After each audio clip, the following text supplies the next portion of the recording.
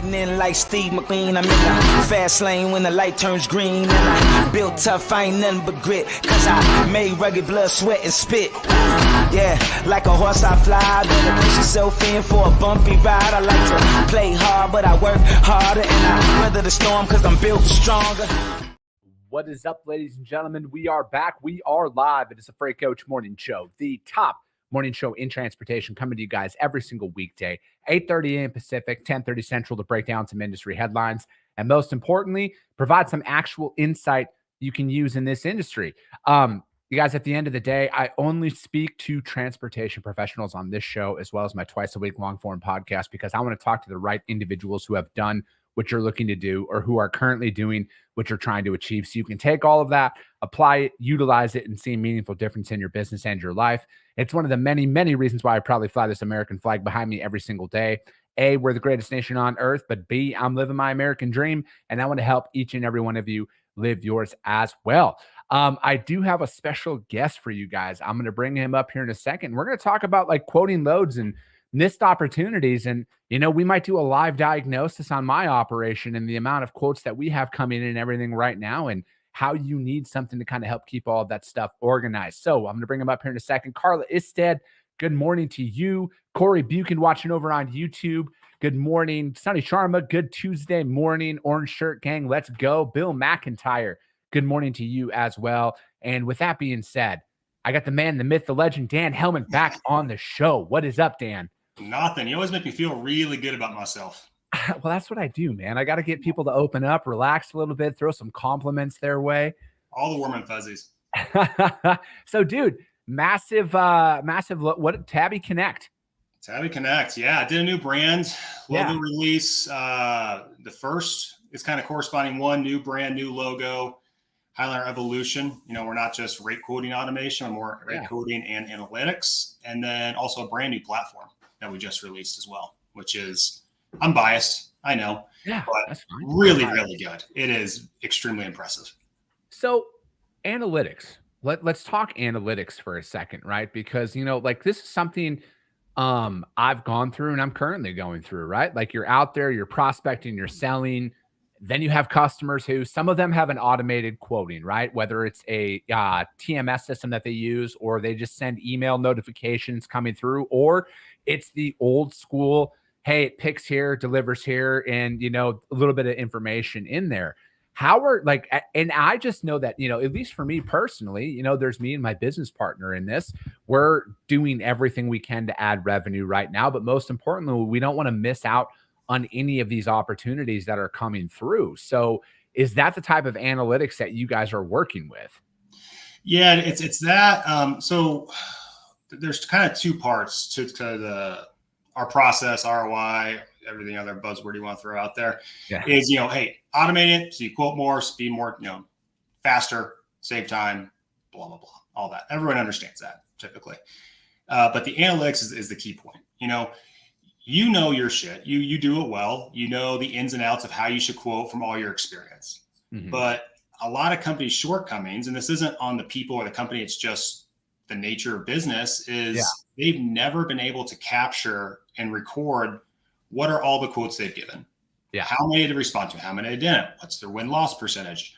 What went into every single reason they quoted that 1375 that they did? Because they're doing it in their head, but you're not able to record that. And so if you can't record it, you can't analyze it, you can't improve it. Yeah. I'm like, dude, I mean, yes, I can barely add. Yes, I went to public school. I like to always throw those disclaimers out there before I start talking data and analytics. But I like tracking all of that stuff because, you know, for me personally, there are a lot of opportunities that I think, you know, because I say this all the time. We talked about this the last time I had you on. Is I think a lot of the growth in the lost, quote unquote, lost revenue that people have is because they're not working every opportunity that comes their way. And then, you know, it's also analyzing the lane. Is it the right fit for your business right now, right? Because that's another thing too. And I have a hard time with this, as I'm sure do a lot of people. When you're trying to build and then an opportunity comes your way, you want to say yes to literally everything. Yeah. And it's also like, you know, what's right for your business, but it also be like what's right for your business, for your customer's business, for your carrier's business. Mm-hmm. Because if you're not tracking all these data points, and tracking them is one thing, analyzing a whole nother thing. Typically, it's tedious. Most people don't use their data well just because we're brokers. We're not data scientists. And so we make it more easy to consume. But then you can start seeing, hey, for shipper ABC, the better rate engine for me is green screens. Hey, for shipper XYZ, it's DAT or truck stop. There's all these different things. It's like just because one might be in your mind better for your business doesn't mean it fits your customer's network better. Yeah. You have to be able to drill those things in. So how do you help your customers analyze which customers are good for their business, right? Because again, you guys, the reason why a lot of you listen to this show is because I'm fucking doing it with you, right? Like I'm building all of this up. And, one thing, I do read. I know that might come contrary to, some people's opinions of me, but I read a lot. I consume a lot of content outside of work about how do I improve? How do I get better? And really it is, how do you identify what is a good customer and what is not a good customer? I think that, I know, Dan, you were a broker for a long time. You know exactly where I'm about to go with this, but how do you break that down, right? Of the amount of effort that you have to put in for one shipment. And again, I'm not saying that get rid of anybody where they make you got to work a little bit, but there are certain customers out there that in time identify themselves as not a fit for your growth plan of your business. Mm-hmm. And it's probably like which customers are, and typically it goes down to where do you make the most money for the time spent? Yeah. But you can even go a little further, and it's not just which customer is, because on surface level you may see a customer is not a good fit for you, but it's just that 60% of their freight's not a good fit for you. The other 40% is a fantastic fit. So imagine what you could do if you could say, all right, hey, from 1 mile to 500 miles, I have this win rate. I have a 15% win rate. From 500 to 1,000 miles, I have a 7% win rate. You know what? I need to spend more time focusing on the 0 to 500 miles because there's less time I need to spend to win more loads. Yeah. So you can break down win-loss percentages by how far shipments are, like what's the length of haul, or the equipment type, or which receivers you're going into. Because humans we're so hardwired for that risk aversion that we remember the really bad burns, but we can't see the holistic picture. We're just not wired for it. We can't do it. And I think that, what you brought up there about the length of haul, right? Like are you winning the, 0 to 500, or are you competitive on the 500 to 1,000? And it's really honing that in right there, right? Because I personally think as a broker, especially in this market right now, those long haul lanes, I don't know if you're making any money on them right now. I truly don't.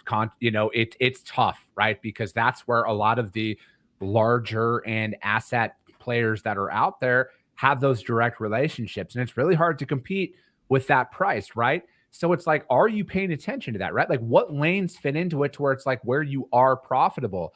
And, and same thing, shout out to Green Screens. You brought them up earlier. They're a partner of mine. I literally use them to quote every single shipment that we move and win inside of my brokerage.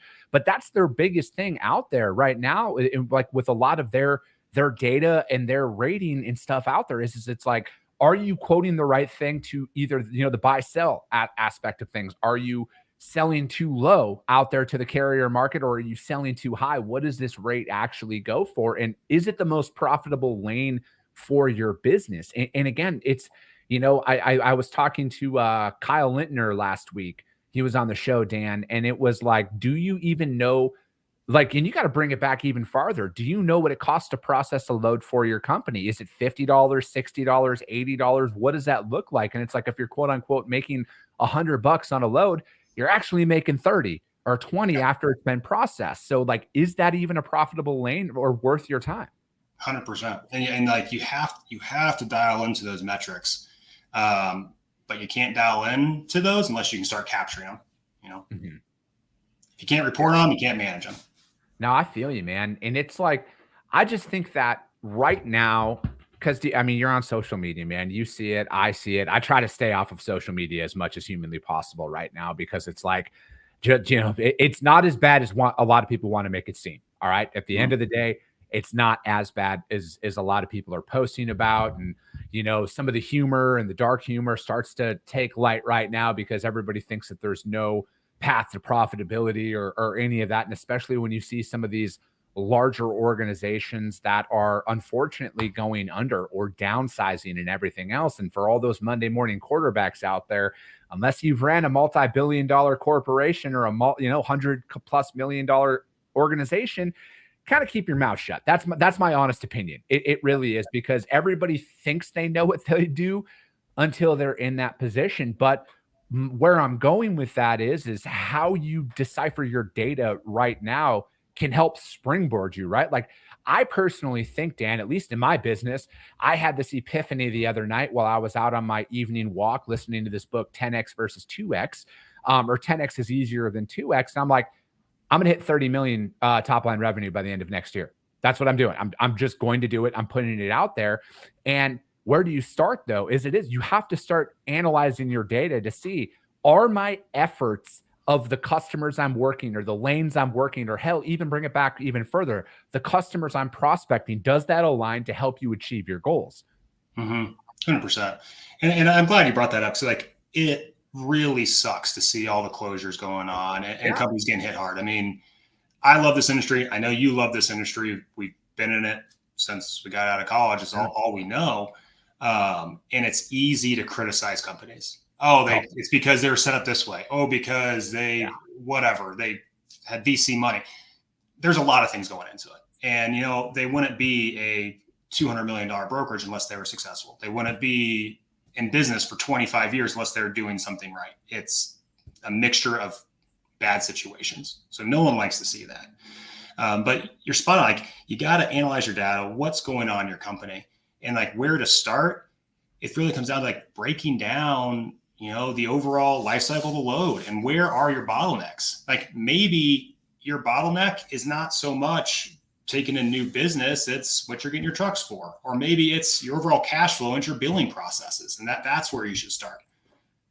Dude, managing cash flow is, it's something that in my business right now is, dude, I'm like, I don't want to say I'm learning the hard way, but it's like a lot of shit can happen really quick, right? And unless you're in a position where you've stashed for a rainy day, stuff adds up fast, especially if you're out there and you're building your business, and, maybe you just bought a vehicle, or you have a vehicle underneath your business, and you got to put $4 or $5 grand in repairs into that and everything else. And that's not even talking freight, right?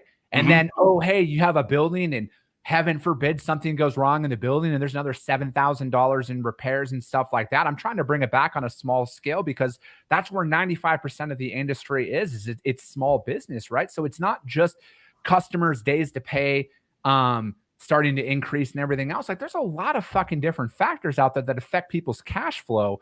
And, again, managing that properly, looking at that, shout out Denim. They're a new partner of mine. They handle your back office and everything else. And, and there's just so many different factors out there. And I think that's why, dude, it's taken a lot of me, Dan, to not start clapping back on people's comments on social media right now on all this shit that's going on. It's taken every ounce of me. But again, I'm not going to give anybody any clout, so I'm not going to do it.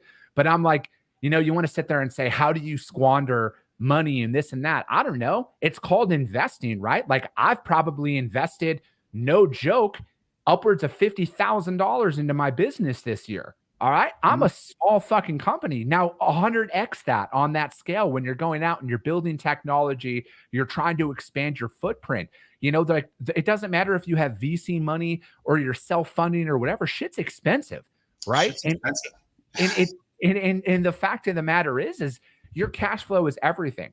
And you need to learn how to balance that. You need to learn how to understand where that is. How do you properly leverage getting financing? Maybe it's a line of credit from your bank and everything else. That, dude, there's just so much shit that goes into it. And I know this is a little off topic of what we were talking about, but man, it's just so frustrating to see this, because I'm out here trying to survive just like everybody, right? And when I see a lot of people sitting there saying, oh, they should have done this, I'm like, well, why aren't you fucking doing it then? Yeah.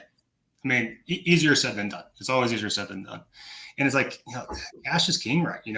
Anytime, whether it's a bad market, great market. I was talking to a couple of different companies that they were looking to automate one particular shipper. We'll say who it is, very high volume. And they're like, yep, there's a lot of opportunity there. It's like, yes, there is. There's going to be a lot of opportunity to win more loads, more revenue, but I do know that shipper has 120-day pay terms. Do you have enough cash to 2x your load count and float all that money?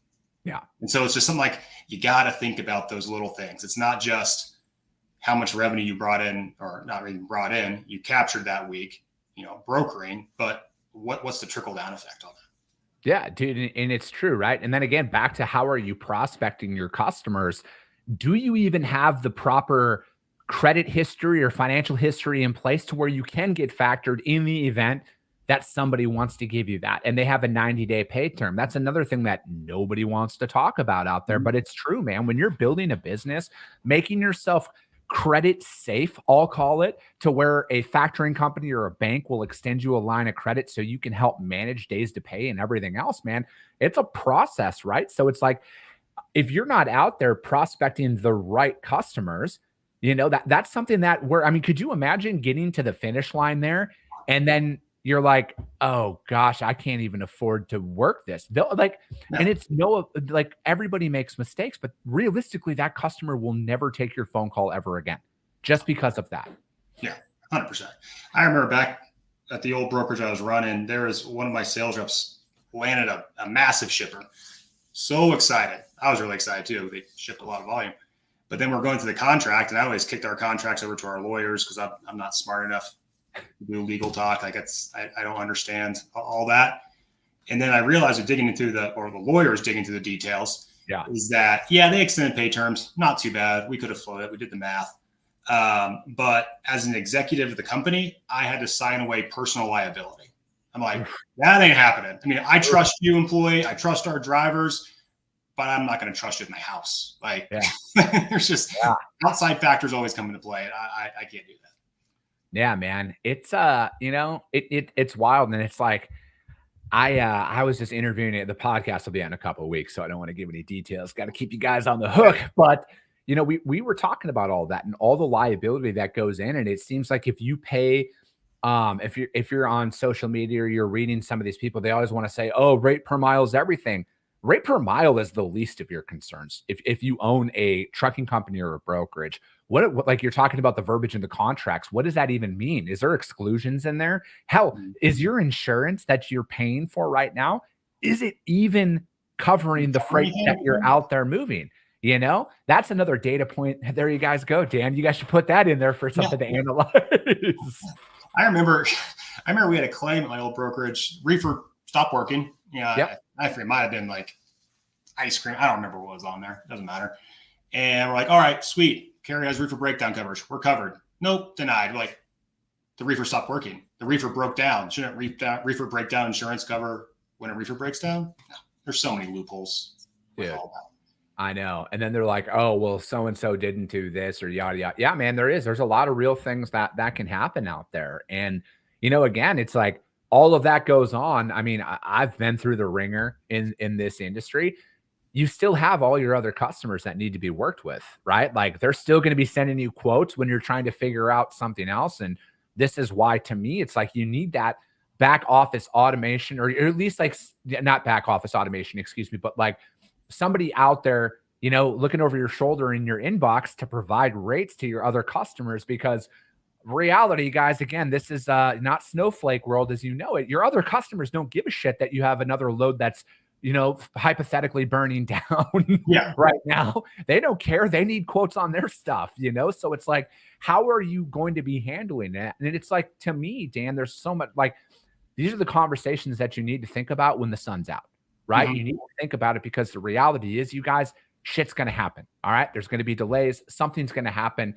And your other customers out there need to be worked. They need to get those rates. They need that response, because otherwise, Freight Coach Logistics is in their ear right now waiting for you to drop the ball. I'm waiting for all, because like, how do you get onboarded with the customer? Reality is, someone fucked up for you to get onboarded with one of your customers for the first time. Yeah. I mean, really, every company needs to be focusing on pure efficiency. We're not pulling people out. It's just making more efficient, because either one, the market's going to get worse. If it gets worse, you need to be really freaking efficient.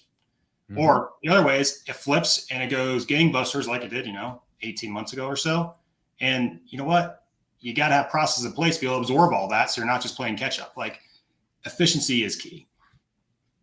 Dude, I love that word efficiency. I think that is a key word that you guys should use nonstop because, building out your processes. I mean, you don't have to mention any names or numbers or anything like that, but I could only imagine the amount of companies that you walk into and they don't have processes. They don't have SOPs. They have nothing, right? Yeah. They have no data. They have a TMS, right? They might have a couple of load boards, but they don't analyze anything. They don't crunch the numbers. And again, it's just like, I want to run the most efficient organization that I possibly can.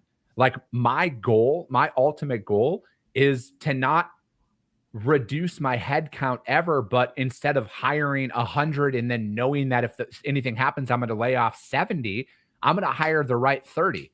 And I'm going to give them all the tools that they need to maximize their output, not to make me more money, right? Like, yeah, I'm in business to make money. Everybody's in business to make money. But I want my team to be able to make as much commission as possible with the right tools that are out there. So you can, because again, man, it's, dude, like we're out there.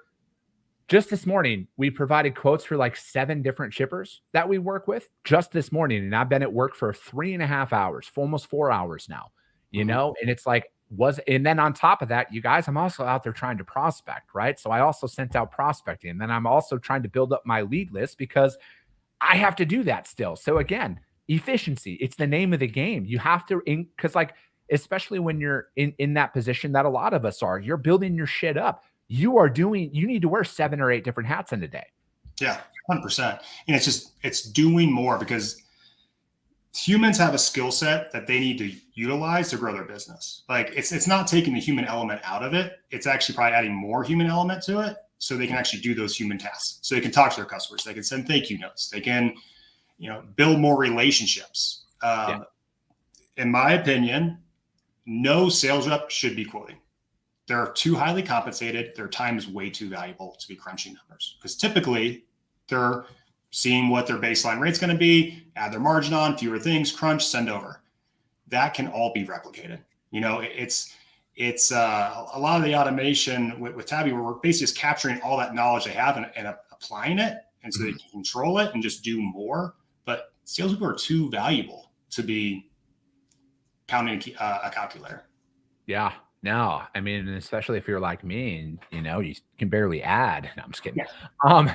But it's like on top of that though, you're right, man. You're right. Cause that is, I personally think quoting loads is some of people's biggest weaknesses out there. It really is. And because they're too reliant on other things when they're in the moment, right? They're not like looking at historical data. They're not reaching out to carriers that they've worked with constantly. They're getting too distracted and they're out there because it's like, oh, I got to get a rate over here. Okay, but is that the right rate right now? And it's like, and especially if it's like, I mean, how many times have you seen this in your career, Dan? You're working on long-term pricing for a lane, and then your carrier reps post up a load and get 5 rates off the spot market today that are anywhere from $3,000 to $5,500. What's the rate at that point?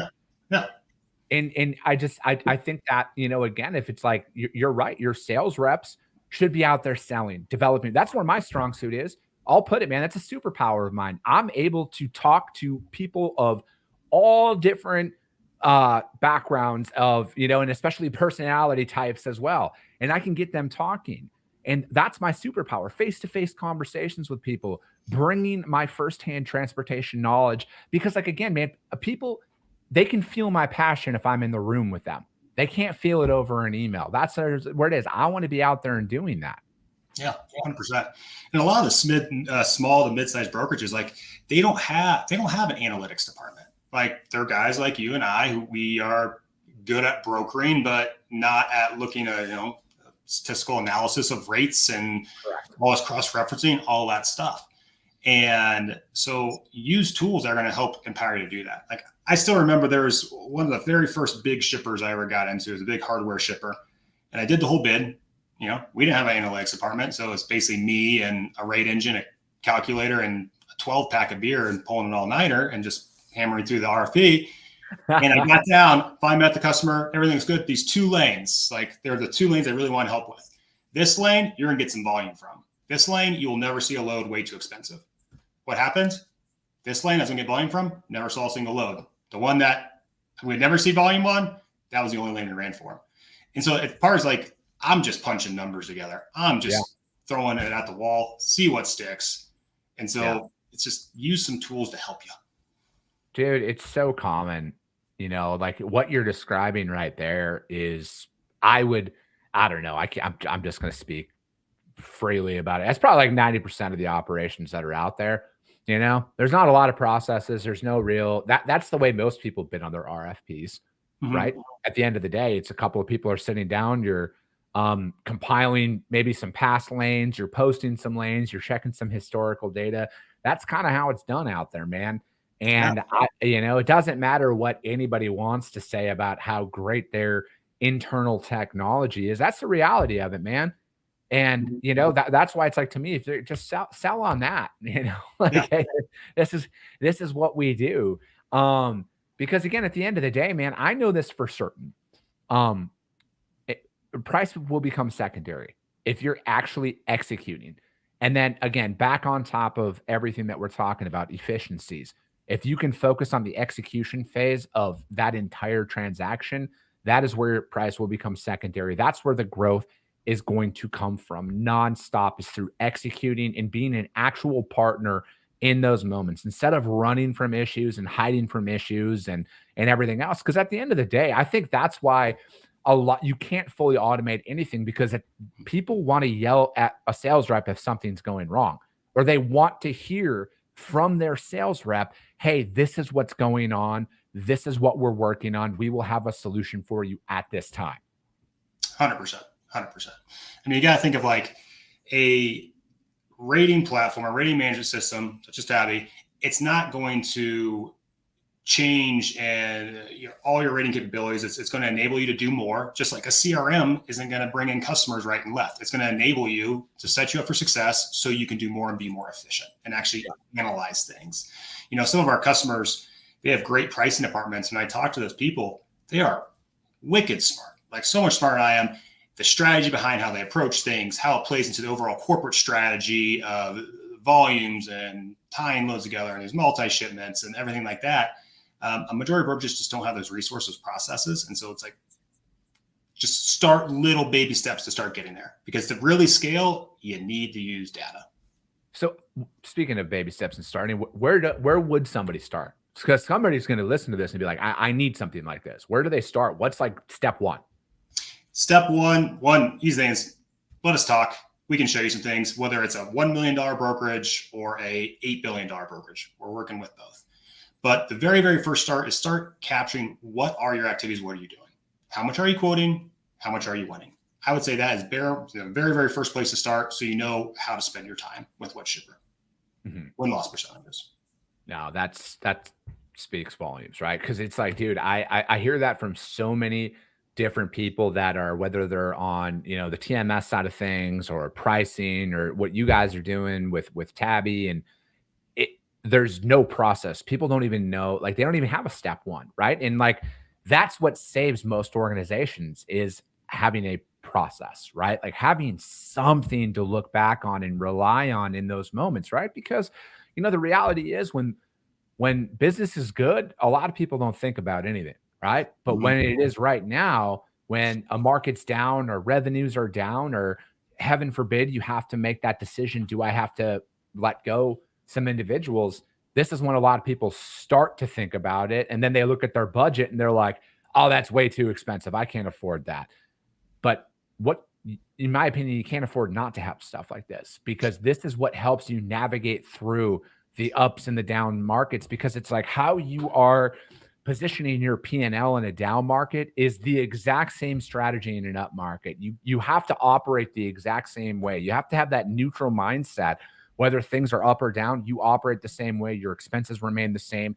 And, to me, it's like you have to remain nimble out there, right? Like you have to, use what you need in your business. And I'm guilty of this, right? You sign up for a bunch of stuff that you don't need, and then renewal hits and you look at your credit card and you're like, why was I just charged $900?